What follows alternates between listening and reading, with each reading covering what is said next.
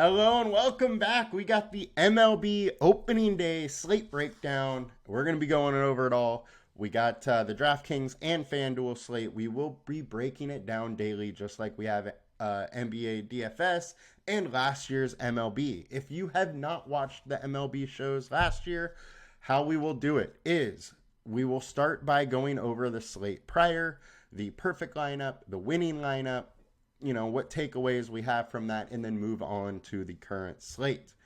For today, there's no prior slate, so we're just going to jump right into it. Now, before we get into it, come join us at LineStar, $39.99 per month. Gets you access to everything we do, all the props, all the DFS. You get it all, and we do have some special little updated tools coming very, very soon. And let's get into this slate. All right, so I'm going to start on FanDuel just because we do have one extra game. Reminder, Braves and Phillies are postponed. So, starting on FanDuel, our highest owned pitcher, Tariq Skubal, and he probably should be. He's in a great spot, 5-star alert score, nice numbers all around, was absolutely amazing down the stretch last year. 1.26 FIP over his last 5 starts with a 39% K rate. He rolled that into spring, pitched very well in the spring. White Sox strike out at 25.6% versus lefties. It's a smash spot, like some Skubal, and definitely will be getting my fair share of him. Next, we got Corbin Burnes. Of Burnes, Skubal, and Glasnow, the 3 highest owned pitchers, Burnes is the one I'm going to get to the least. Now, I do like Burnes. The spot is decent, but I do worry about his strikeout rate. I think his strikeout rate is just a little low for his price tag compared to everything else that is on this slate. So I like Burnes. He's in a good spot. His decent numbers versus the Angels here, but the combined K rate at 27.5 at his price just can't quite go there quite as much as some of the other guys. Next, we got Tyler Glasnow. Now, Glasnow is a guy that has a 32.6% K rate over his last 20 starts. We know he has a huge ceiling. Now he's with the Dodgers, and the Dodgers usually have a little trick up their sleeves to help guys that go after get better, and I would assume that they have that for Glasnow as well. I do like Glasnow. The matchup is okay. One thing I do have to say about this matchup is the Cardinals last year weren't very good. However, the year prior, that offense was extremely good. So I think they bounced back a little bit this year. From these 3 season differences, the team really hasn't changed a ton. So I definitely like that Cardinals offense. I think they're going to bounce back, but this is Glasnow's time to shine in LA, and I like him quite a bit for this slate. Now, pivot wise, Jesus Luzardo at 5% owned compared to these other guys is just going way too low. Our projection is super high on him. He's 1K less, and in a great spot versus Pittsburgh. 3.5 alert score, but he's a guy that had a 2.53 FIP over his last 5 starts. The K rate, 28%. Definitely interested in that. Combined K rate, 25%, so right around Glasnow, but cheaper. And I think there's big time upside. The opponent splits are big time in Luzardo's favor, so definitely interested with going to some Luzardo. Now, the other pivots I like, Framber Valdez. This guy dropped off hugely last year, but he has a big enough body of work that I believe he is a solid starter, and I want to go to a little bit of bounce back. This guy should be more expensive. The last couple years, he's been, 10, 11K guy. He's down to 9K right now, and I think we should probably take a couple swings, even though it's against a tough Yankees offense. Next, Zach Eflin, 8,500 is just cheap. The guy was very, very good last year. 3.06 FIP, only a 26% K rate, but he works very efficient and, maybe a little more likely to work later into the game with his efficiency. So I like him, 24% combined K rate 8,500. Will let you pay up for some offensive options, and I don't mind doing that whatsoever. Now, on to DraftKings Pitchers, high-owned, Luzardo, Glasnow, Schoolball.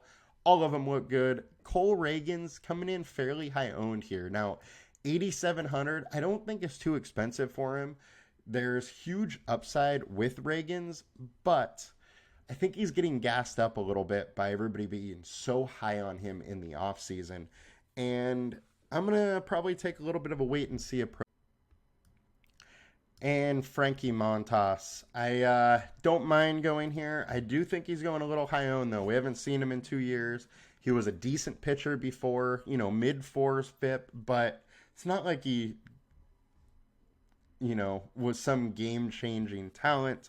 However, 6,300 is pretty cheap for who he was at the beginning of the 2022 and the end of the 2021 season.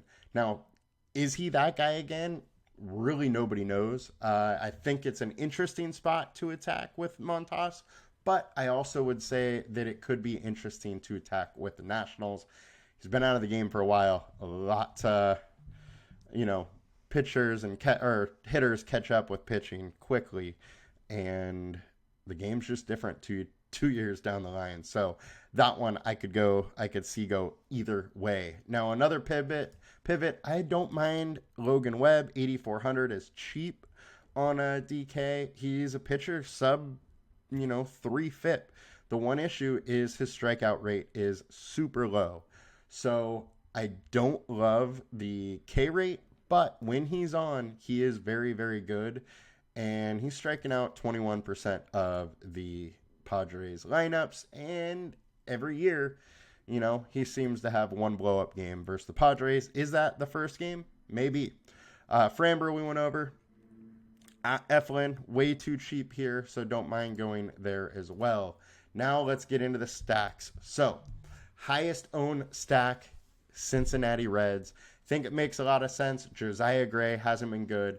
He has the highest FIP over the last 20 starts as any starter on the slate. So it makes a lot of sense to go there. He's given up 2 fantasy points per plate attempt to this 5-man stack here. Now we are doing the DraftKings stack because it gives 5 hitters.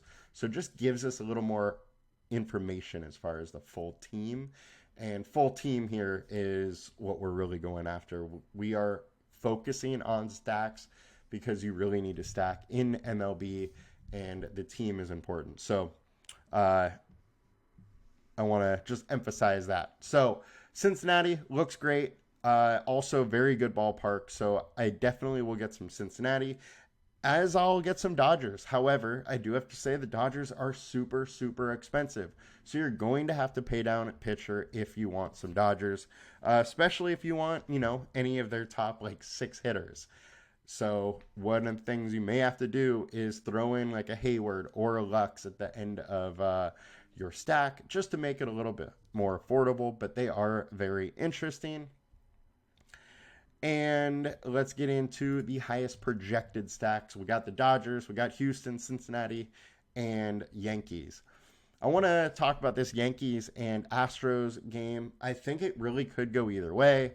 Framber bounces back, and Nestor's who he was, a year and a half ago, and it's a low-scoring game. Or both these pitchers just get blown up. So I think that is a game you could play either side of it. I kind of fancy just staying away and going to a different stack, but I'm definitely going to have some of Yankees and of Houston. Now I wanted to get into the value stacks. We got the Washington Nationals. I talked about it a little bit. Frankie Montas hasn't been around. He's got a high whip. He lets guys on base, and Nationals actually have some nice speed power combinations where I definitely see you can get there. You could pay up for pitchers and do a lot of different things, or just get studs with, the last few spots in your roster. Tampa Bay is also popping up a little bit. Jose Barrios is a pitcher we have liked to target. The reason being, he is either extremely good or he kind of gets blown up There's generally not much in between. So I like to target a little Barrios, and we know this Tampa Bay offense was very, very good last year. I think they could be just as good this year, and don't mind taking some of them. And highest ceiling options, we got Houston, Padres, Yankees, Minnesota. Minnesota is an interesting one to bring up because Cole Reagans is going to get some love. So there is some leverage. And, they got some fun bats this year. Buxton, Carrera, Lewis, Kepler, Santana, Julian. If he's in tomorrow's lineup, you could do a lot worse, and it's not going to break the bank. Definitely a little interested in them. Now, Reagans has been kind of the spring darling or the off-season darling where everybody's been very high on him, but it's one start. Literally anything can happen. He could get blown up. That's what baseball DFS is. It's so fun. Now, let's take a little extra thing. So Josiah Gray, great spot. Detroit is an interesting one versus Crochet. And Dodgers, Houston, Yankees, all interesting. Think the slate as a whole is going to be a fun one. Just make sure to try and figure out how to get a little different. We need to do that in baseball more than in NBA. The projections just aren't as good. The reason being is one big event can change the slate so much. So you guys have a good luck. We will be back for the Friday slate. Good luck on opening day. Let's win some money. I'll see you guys later. Bye.